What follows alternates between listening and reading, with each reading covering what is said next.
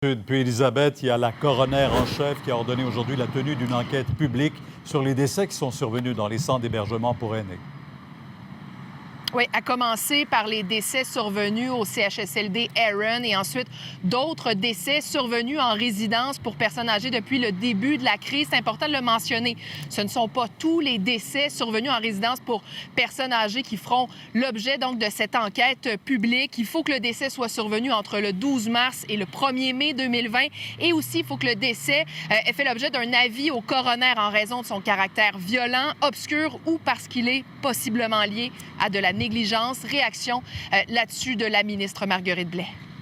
J'aimerais souligner la sensibilité du coroner en chef du Québec, Mme Pascale Descaries, qui a pris la décision de faire une enquête sur les milieux d'hébergement de nos personnes aînées. Le gouvernement du Québec a fait son possible face à une pandémie mondiale qui faisait en sorte qu'on ne connaissait pas le virus.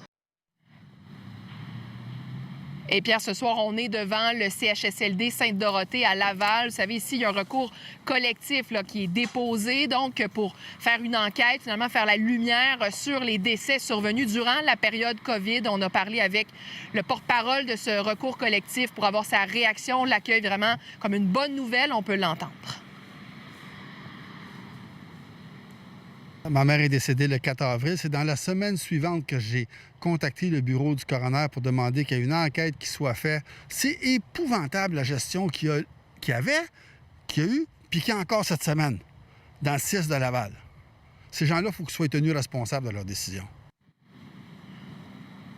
Et la ministre Blais a dit bien sûr que le gouvernement allait collaborer entièrement. C'est important de comprendre ce qui s'est passé pour ne plus jamais que ça se reproduise. Merci. Puis Elisabeth, il y a la coroner en chef qui a ordonné aujourd'hui la tenue d'une enquête publique sur les décès qui sont survenus dans les centres d'hébergement pour aînés.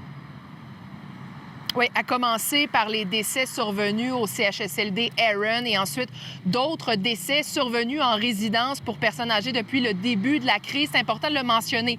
Ce ne sont pas tous les décès survenus en résidence pour personnes âgées qui feront l'objet donc de cette enquête publique. Il faut que le décès soit survenu entre le 12 mars et le 1er mai 2020 et aussi il faut que le décès ait fait l'objet d'un avis au coroner en raison de son caractère violent, obscur ou parce qu'il est possiblement lié à de la négligence.